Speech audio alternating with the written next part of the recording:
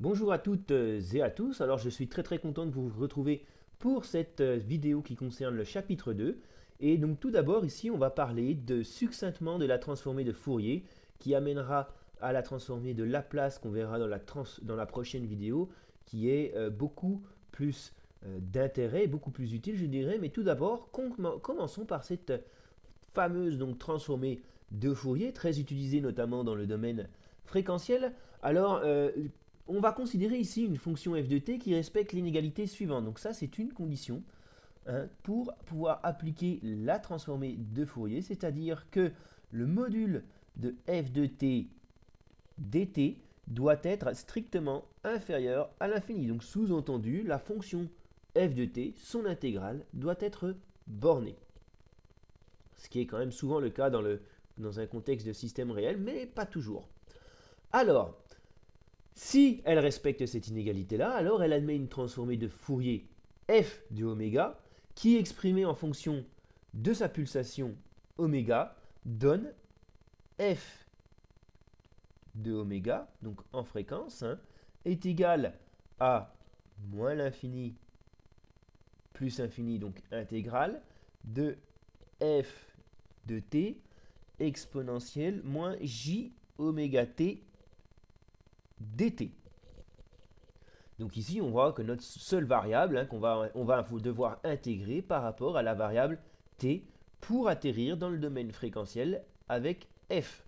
Alors, la transformée inverse, hein, c'est-à-dire que si à partir de la réponse fréquentielle, je veux chercher la réponse temporelle, à ce moment-là, pardon, c'est pas g, c'est f, mais f de t va être égal à la transformée inverse, donc ça va donner 1 sur 2 pi intégrale de moins l'infini à plus infini de f de oméga exponentielle j oméga t, et cette fois-ci ce sera par rapport à la fréquence oméga. Donc ici on a vraiment vu les deux principales vraiment majeures transformées à connaître dans le domaine de Fourier. Alors si on prend un exemple hein, tout simple, pour f de t est égal à cos de t par exemple. Alors ici ça veut dire que en fait de point de vue général on écrirait que c'est f de t cosinus oméga 0 t, ce qui implique finalement que ici hein, on remarque que ça veut dire que notre fréquence de pulsation oméga est égale à 1 dans notre cas, hein, puisque on a juste t ici. Alors à partir de là, nous on va chercher f de oméga qui est égal ni plus ni moins que, comme on a vu ici, hein, donc c'est ceci là. F de t, ça va être donc intégrale de moins l'infini à plus infini de cosinus oméga 0 t de t, ok, fois donc exponentielle j oméga t dt. Alors, on se rappelle de la formule du cosinus en fonction des exponentielles pour obtenir que ça te donne 1 demi de moins l'infini à plus infini. De exponentielle, ben, ici ça va nous donner j oméga 0 t plus exponentielle moins j oméga 0 t. Ok, le tout fois exponentielle j oméga t dt. Donc là, ce que l'on va faire tout simplement, c'est que l'on va aller... alors par contre, on a effectivement un moins ici dans notre fonction. Donc on a également un moins ici, voilà. Donc, tout ça c'est pour être coordonné, je vais vérifier. Hein, oui, on a bien un moins ici hein, dans la formule de f, grand F de oméga. On est correct, donc on continue, ça nous donne, en développant, on va pouvoir avoir deux intégrales, moins infini à plus infini de... Alors là, à ce moment-là, le plus pratique, ça va donner exponentielle de moins jt de oméga t moins oméga 0 t dt, plus, là je le sépare en deux, hein, on peut se le permettre puisque c'est une addition, hein, on peut l'utiliser via ses propriétés, exponentielle de moins Alors attends, ici ça va être effectivement un moins JT.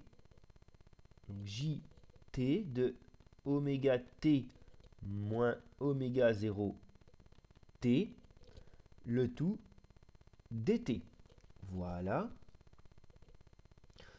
Donc on poursuit ici, finalement, ce que l'on remarque ici, c'est qu'on a directement la transformée selon deux Dirac, en fait. On a un premier Dirac qui va être égal à ceci. Donc là, effectivement, hein, on utilise des tables que l'on trouve facilement sur Internet. Donc je ne l'ai pas mis ici, puisque comme je vous l'ai dit, la transformée de Fourier, on va passer assez rapidement dessus.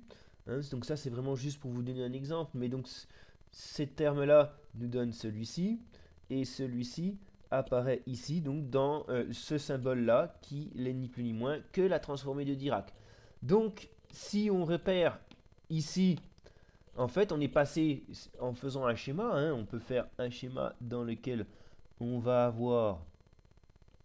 D'un côté, on a notre cosinus hein, qui va avoir grosso modo cette tête-là. Donc cosinus de oméga 0 t ici, en fonction donc du temps. Et puis là, on va avoir en sortie nos deux Dirac tels qu'on l'a vu. Donc ici, on aurait l'amplitude qu'on peut appeler A. Ici, la fréquence. Ici, en moins 0, on a donc un premier Dirac. Hein, donc les Dirac, on connaît la propriété de ceci. Hein, ça tend vers l'infini. Moins oméga 0. Et puis ici, on a notre deuxième Dirac qui est situé en oméga 0. D. Et voilà. Donc voici pour cette vidéo. J'espère que ça vous a quand même éclairé certaines choses. Encore une fois, c'est quand même assez succinct. On passera un petit peu plus de temps sur le domaine de Laplace que l'on verra dans la prochaine vidéo. Je vous remercie.